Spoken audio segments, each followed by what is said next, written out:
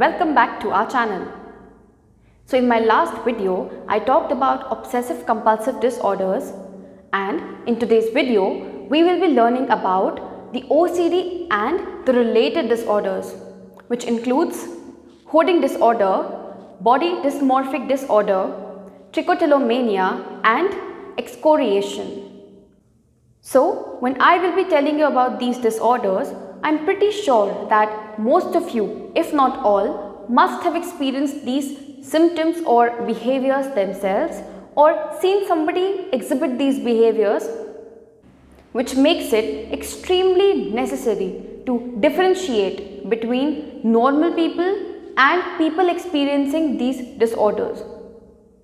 So, without further ado, let's move on to the first disorder.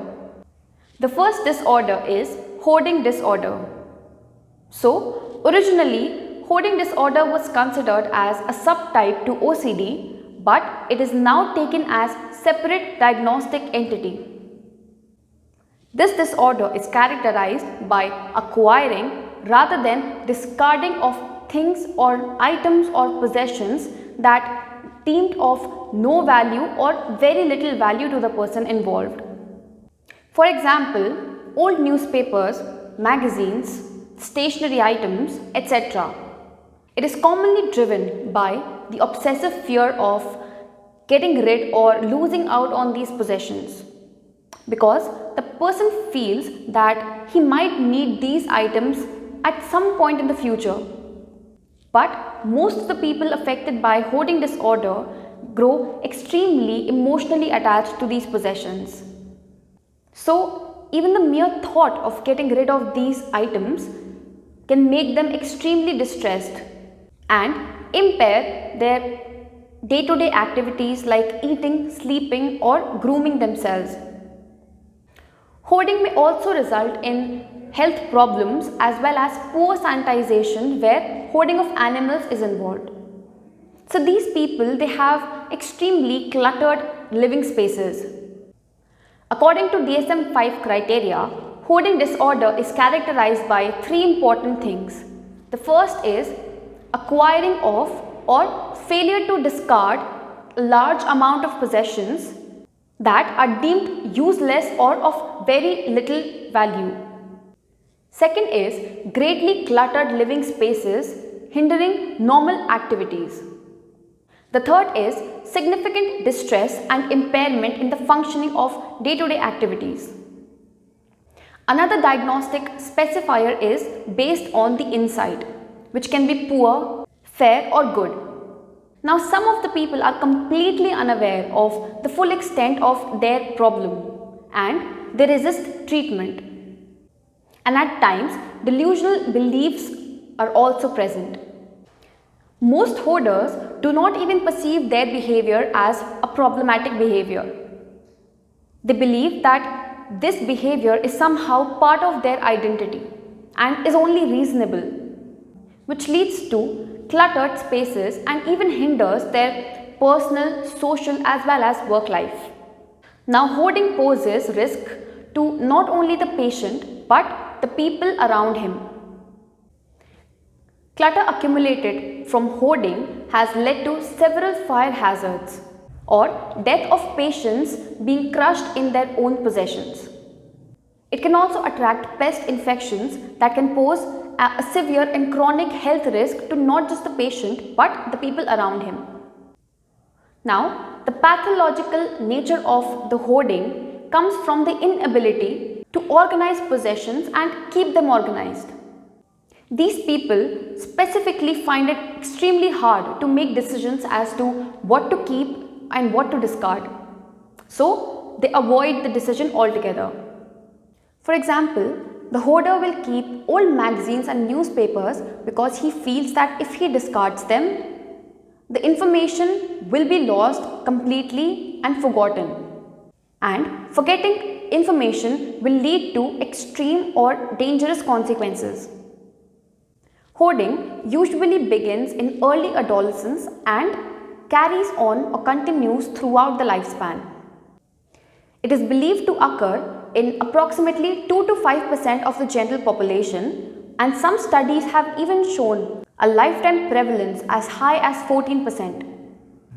It occurs equally among men and women, but singles are most commonly affected. The most significant comorbidity is found between hoarding and OCD. Hoarding has also been associated with compulsive buying.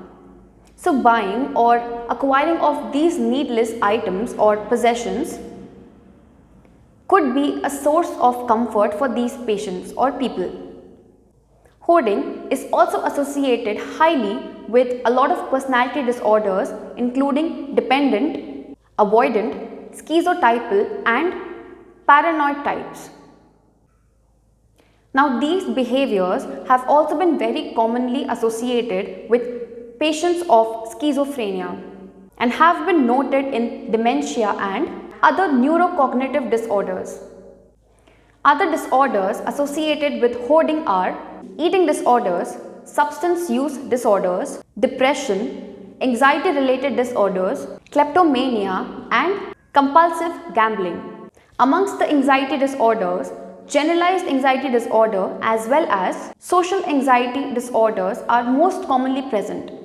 Now, little has been known about the etiology of hoarding disorder, but about 80% of the affected patients have reported at least one first-degree relative also experiencing hoarding disorder.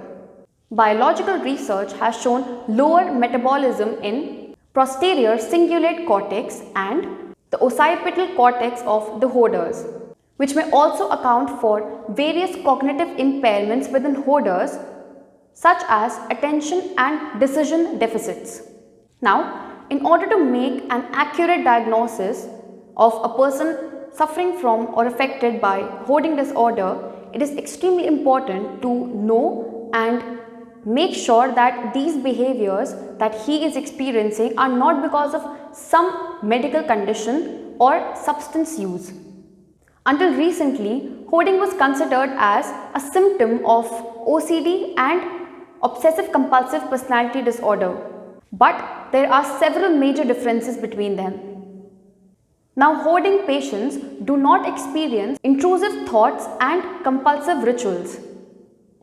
Unlike the symptoms of OCD, the symptoms of hoarding worsen with time, the rituals are not fixed, and the obsessions about dirt and contaminations are not present. OCD patients have better insight into their symptoms and behaviors. So, we can say that the symptoms are more ego-dystonic, but in patients with hoarding disorder, the symptoms are ego-syntonic. Distress is experienced when there is letting go or discarding of an item or possession. Other than that, the feeling of anger or guilt is more associated with hoarding disorder rather than anxiety. Hoarding disorder also tends to be less responsive to the classical treatments for OCD like exposure therapy, CBT, that is cognitive behavioral therapy, and SSRIs. Hoarding behavior is associated with severe cases of schizophrenia and it is seen as repetitive behavior associated with delusions and self-neglect. Bipolar disorders are ruled out because of the absence of mood swings. Now this disorder is chronic condition with treatment-resistant course. Treatment seeking does not usually begin until the patient is in his 40s or 50s, even if hoarding began during adolescence. The symptoms may fluctuate throughout the course of this disorder and the patients have very little insight into their behaviors and often come out for treatment because they have been pressured by some family member or friend. And some patients might begin hoarding because of some stressful event that they might have experienced, while others may report slow and steady progression throughout life. Hoarding disorder is difficult to treat. Like I shared before, that these people do not seek for treatment. The most effective treatment of this disorder is cognitive behavioral model, which includes training in decision making and categorization, exposure and habituation to discarding, and cognitive restructuring. This includes both office and in-home sessions, where the role of the therapist is to assist in the development of decision-making skills, providing feedback about normal saving behavior, and to identify and challenge the patient's beliefs of these possessions. The goal of the treatment is to help the patient declutter their living spaces in order to create a balance between the amount of possessions and their living spaces. Let's move on to the second disorder we're going to be talking about. It is trichotillomania or hair pulling disorder. It is a chronic disorder characterized by pulling off the hair repetitively, leading to variable hair loss, which is often noticeable by other people. Now, this disorder is similar to OCD and impulse control, where there is a prior tension to the hair pulling and a relief of tension or gratification after the pulling of the hair. According to DSM-5, before engaging in this kind of behavior, that is, pulling of the hair, the patients experience some kind of tension, and when they pull out their hair, the tension is released and they experience a form of gratification. All areas of the body may be affected, but most commonly the scalp is affected. Other areas involved are armpits, eyebrows, pubic hair, beard, etc. Now, there are two types of hair pulling. The first is focused pulling, which is the use of an intentional act to control the unpleasant personal experiences like the urges, sensations like itching or burning, and thoughts. The second is automatic pulling. So, as the name suggests, this hair pulling occurs outside of the patient's awareness. Now, most of the patients experience both focused as well as automatic hair pulling. The hair pulling is not usually reported as being painful, and the skin or scalp abnormalities are absent. Trichophagia is mouthing of the hair, which often follows hair pulling. Now, these patients usually deny their behaviors and even hide or keep these behaviors secretive because of the embarrassment, which explains why there is insufficient data about the cases actually being reported or the epidemiology. The several acts of self-mutilation are also present. So, acts like head banging or nail biting, excoriation, scratching, etc. The phenomenology of hair pulling disorder and OCD often overlap. As with OCD, the hair pulling disorder is chronic and patients recognize these symptoms and behavior as undesirable. Unlike those with OCD, the people with hair pulling disorder do not experience intrusive thoughts, and the compulsive activity is limited to one act, which is hair pulling. The mean age of onset of hair pulling disorder is reported in the early teens, most frequently before the age of 14, but the onset has been reported much later in the life. About 1/3 of the people presenting themselves for treatment report a duration of 1 year or less, whereas in some cases the disorder has already persisted for more than 2 decades. The treatment for trichotillomania often involves psychiatrists as well as the dermatologists. Successful behavioral treatments like biofeedback, desensitization, self-monitoring and habit reversal have also been reported to be useful. Chronic hair pulling disorder has been successfully treated with insight-oriented psychotherapy. Hypnotherapy has also been potentially effective in the treatment of dermatological disorders in which psychological factors have been involved. So let's move on to excoriation or skin picking disorder. This disorder is characterized by compulsive and repetitive picking of the skin, which often leads to tissue damage and several dermatological treatments. In DSM-5, it was called trichotillomania, but it is best known as skin picking syndrome. The DSM-5 diagnostic criteria for skin picking disorder requires recurrent skin picking resulting in skin lesions and repeated attempts to decrease or stop this behavior. The second criteria is that skin picking must cause clinically relevant distress and impairment in functioning. The third criteria is that the skin picking behavior cannot be attributed to other mental or medical condition as well as cannot be a result of substance use disorder. Now the most common skin picking site is the face, but other areas include legs, arms, torso, fingers, cuticles or scalp. Although most patients report of having a primary picking area, many times they pick the areas on their bodies in order for the primary area to heal. In severe cases, this skin picking behavior may result into physical disfigurement and medical consequences that require medical or surgical interventions. Many patients report that picking of skin is a behavior to relieve stress, tension and other negative feelings. But in spite of the feelings of relief or gratification experienced by these patients, they often feel guilty or embarrassed of these activities.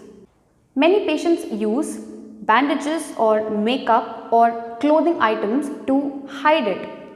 A lot of patients often report suicidal ideation. Skin picking disorder has a lifetime prevalence between 1 to 5% in the general population and about 12% in the adolescent psychiatric population. It occurs in 2% of the patients with other dermatological disorders. It is more prevalent in women than men. The repetitive nature of skin picking behavior is similar to the repetitive compulsive rituals found in OCD. Patients with OCD may have obsessions about contamination or other skin deformities or abnormalities, or may be preoccupied with having smooth skin or flawless complexion and cleanliness. Other comorbid conditions include trichotillomania, substance dependence, major depressive disorder, anxiety disorders, body dysmorphic disorder, and association of both borderline and obsessive compulsive personality disorder. The cause of skin picking is unknown, but various theories have been postulated. According to some theories, skin picking behavior is a manifestation of repressed rage at authoritarian parents. These patients pick their skin or perform other self-destructive acts in order to assert themselves. Patients may even pick to relieve the stress. For example, skin picking disorder has been associated with marital discords, unwanted pregnancies, and passing of the loved ones. According to the psychoanalytic theorists, skin is an erotic organ. So, picking of the skin or scratching of the skin leading to excoriations may be a source of erotic pleasure. Patients may be unaware of these affects as they may be unconscious. Many patients begin picking at the onset of dermatological conditions such as acne, but they continue after the acne has been cleared. Abnormalities in serotonin, dopamine and glutamate metabolism have been theorized to an underlying neurochemical cause, but further research is needed. The diagnosis of skin picking disorder cannot be made if the behaviors are a result of other medical or mental conditions or substance use. Many medical and dermatological conditions may increase the urges to itch or pick the skin. Therefore, a thorough physical examination needs to be done and is extremely crucial prior to the psychiatric diagnosis. Skin picking disorder is similar to OCD, but they differentiate in several ways. It is more prevalent in females, whereas OCD is equal between the genders. The compulsions associated with OCD are usually driven by intrusive thoughts, but the compulsions to pick may usually not. Although skin picking generally decreases the anxiety, it can also entice pleasure in the patient, which is not the case with OCD. Skin picking in OCD patients is usually the result of obsessions of contamination or skin abnormalities. Skin picking is also commonly seen in body dysmorphic disorder. Substance use disorders often co-occur with skin picking disorder. The use of methamphetamine and cocaine may result in the sensation that something is crawling on the body or under the skin, which can result in skin picking. The onset of skin picking disorder is either in the early adulthood or between the ages of 30 and 45. Onset in children before the age of 10 has also been seen. The mean age of onset is between 12 to 16 years of age. There may be a lag between the time of the onset and the actual diagnosis. Now, most patients do not actively seek for treatment because they feel that their condition is untreatable, as well as the fear of embarrassment. There is support for the use of SSRIs in treating scoriation. Let's move on to body dysmorphic disorder. It is characterized by a presumption or preoccupation of an imagined defect in the appearance, which leads to clinically significant distress and impairment in the functioning. The most common concerns involve facial flaws, particularly those involving specific areas of the face. For example, nose, a crooked chin, jawline, etc. These concerns are often vague and difficult to understand, as it is presumed or presumptuous of them. These concerns might not have an actual basis altogether. Other body part of concern are hair, genitals, breasts, etc. Whereas in men, it is a desire to bulk up and develop large muscles, which can even interfere with their personal as well as social and work life. The specific part of the body may change during the time a patient is affected with this disorder. Commonly associated symptoms may include ideas or frank delusions of reference. For example, a person noticing the alleged flaw and either excessive mirror checking or avoiding any reflective surface at all. These effects on a person's life are significant. It can even impair with their social and occupational relationships, as 1/3 of the patients may even be housebound because of the fear of getting ridiculed by other people on account of these assumed defects. The most common age of onset is between the age of 15 and 30 years, and women are more affected than men. Affected patients are likely to be unmarried, and this disorder coexists with other mental disorders. The cause of body dysmorphic disorder is unknown. The high comorbidity with depressive disorders, higher than expected family histories with OCD and mood disorders, the reported responsiveness to serotonin specific drugs may indicate that in at least some patients, the pathophysiology of the disorder may involve serotonin and may be related to other mental disorders. The stereotyped concepts of beauty, idealized in some families and culture, may significantly affect the person with body dysmorphic disorder. In psychodynamic models, the body dysmorphic disorder is seen as resulting from a displacement of some sexual or emotional conflict onto a non-related body part. Such an association occurs through defense mechanisms like repression, dissociation, distortion, symbolization, and projection. According to the DSM-5 criteria, the two things that you need to keep in mind are that these people have a preoccupation with an assumed defect or flaw, and the second is they overemphasize even the slightest of the defect. It is also seen that during the process or the course of the disorder, the patient performs compulsive behaviors like excessive checking, excessive grooming, or mental acts like comparing their bodies with that of the others. And this preoccupation causes these patients to feel extremely distressed and impairs their ability to function in various areas of their life. The diagnosis of body dysmorphic disorder should not be made if the excessive bodily preoccupation is better accounted by other psychiatric disorder. The excessive bodily preoccupations is generally restricted to concerns about getting fat in anorexia nervosa, to discomfort with a sense of wrongness with his or her primary and secondary sex characteristics occurring in gender identity disorder, and to mood congruent cognitions involving appearances that occur exclusively during a major depressive episode. Individuals with avoidant personality disorder or social phobia may worry excessively about these real or imagined defects in appearances, but this concern is usually not prominent, persistent, distressing, or impairing. A separate or additional diagnosis of OCD is made when the obsessions or compulsions are not restricted to concerns about appearances and are ego-dystonic.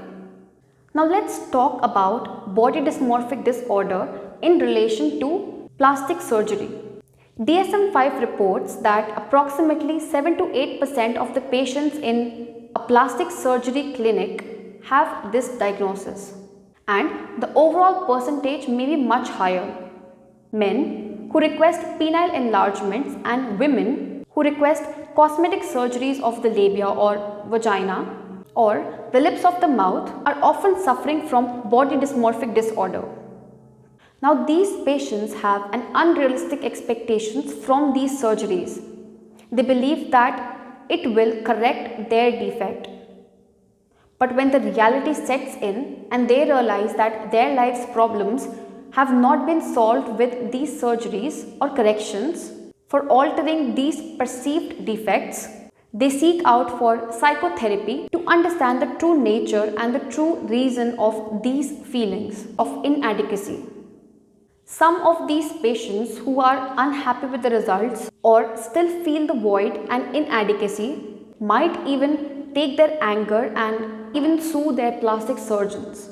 Now, treatments for body dysmorphic disorder often includes a combination of exposure and response prevention, medications like antidepressants, group or family therapies, and psychotherapies or cognitive behavioral therapies. Thanks for watching. I hope you like our videos, and if you want to see more of such videos, please hit like and subscribe to our channel.